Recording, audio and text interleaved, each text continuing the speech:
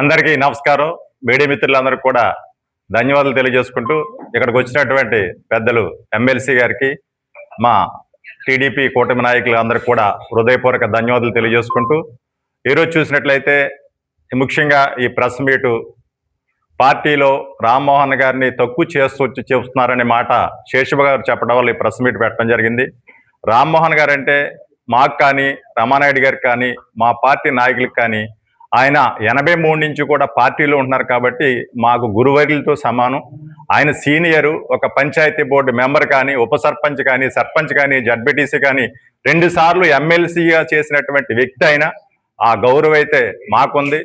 ఇవాళ కూడా రమానాయుడు గారు మీకు ఎక్కడైనా గమనించండి, ఆయనకి ప్రోటోకాల్ ఉన్నా లేకపోయినా ముందు రమానాయుడు గారిని పిలిచిన తర్వాత రెండో మనిషిగా రామ్మోహన్ గారు పిలుస్తారు కంపల్సరీ. ఎక్కడైనా చూసుకొని కావాలంటే శేషబాబు గారు.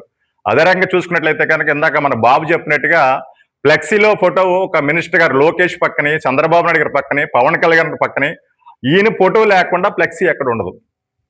నేను శేషబాబు గారిని సూటుగా అడుగుతున్నాను, రామ్మోహన్ గారికి, రమానాయుడు గారికి 2014 టు 19లో చిన్న విషయం వస్తే మళ్ళీ మీ ఇద్దరు అన్నదమ్ముల్లా కలిసి పనిచేసుకుంటాం ఆయనే చెప్తున్నారు.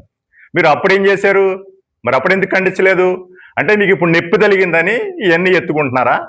అప్పుడేం చేశారు? మీకు నిజంగా రామ్మోహన్ గారి మీద ఇందాక చెప్పినట్టుగా చవితి తల్లి ప్రేమ మీద చూపించినట్టు కాకపోతే ఎప్పుడో 14 టు 19 విషయం జరిగినప్పుడు ఇప్పుడు దాకా మీరు ఏం చేశారు? అంటే పైగా ఏదైనా వస్తే కనుక మీరు విడిపోయారంటారు. మీ విడిపోవటం కాదు, మీ విడిపోయినా ఏదో చిన్న చిన్న వచ్చినా కలిసి ఉంటున్నాం. మీరు వైసీపీలో 4 గ్రూపులు ఉన్నారు. అది తెలుసుకోండి ముందు. ఎప్పుడు కూడా ఒక మనిషిని ఏలేటు చూపిస్తే కనుక మిగతా 4 వేళ్ళు మన వైపు చూపిస్తాయి. అది తెలుసుకుని పనిచేయండి. మరి అదే రకంగా చూసుకున్నట్లయితే మీరు ఏదో నోటుకు వచ్చినట్టు మాట్లాడుతున్నారు.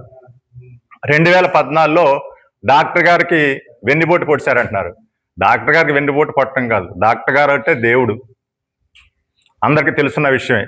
అయితే స్థానికంగా ఉన్నటువంటి ఎమ్మెల్యే నెగ్గడం ఎంత ముఖ్యమో సీఎం క్యాండిడేట్ కూడా జగన్మోహన్ రెడ్డి గారైనా, చంద్రబాబు నాయుడు గారైనా అక్కడ ఉన్నటువంటి ఎమ్మెల్యే నెగ్గించుకోవడం కోసం ఎవరైతే స్పీడ్గా పనిచేస్తారో ఆ రకంగా రమానాయుడు గారిని తీసుకున్నారు, రమానాయుడు గారిని నెగ్గారు.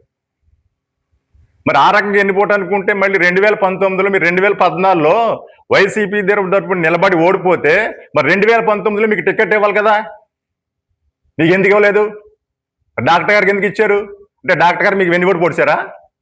అంటే మీరే చెప్తున్నారు కదా. మరి అంటే రాజకీయంలో అనేకమైన ఇబ్బందులు వస్తాయి, అక్కడ సమయానుకూలం బట్టి జరుగుతూ ఉంటుంది.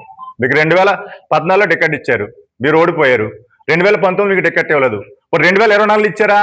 అప్పుడు ఎందుకు ఇవ్వలేదు? మీకు మీరు సీనియర్ నాయకుడు కదా, మీ నాన్నగారి కాంచి 40 ఏళ్ళ నుంచి మీరు రాజకీయాలు ఉన్నారు కదా, మరి 2024 మీకు టికెట్ ఎందుకు ఇవ్వలేదు?